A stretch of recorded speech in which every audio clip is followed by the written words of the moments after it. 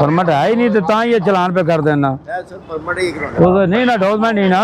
होगी कोड का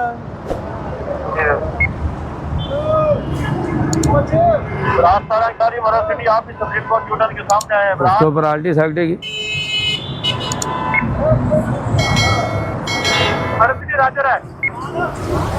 ये खुला हुआ है ना क्या किस तरह ये इधर से है? मैं डायरेक्ट कर लेता हूँ। शनाख्त कार्ड दो भाई 3502 ये गाड़ी है एक नंबर दो क्या है? त्रै पैसे नंबर अच्छा इजी पैसा नंबर नहीं है इजी पैसे के अंदर सिस्टम है पे होने वाला आप खोले ना बच्चे के पास जाए ना वो समझाता है आपको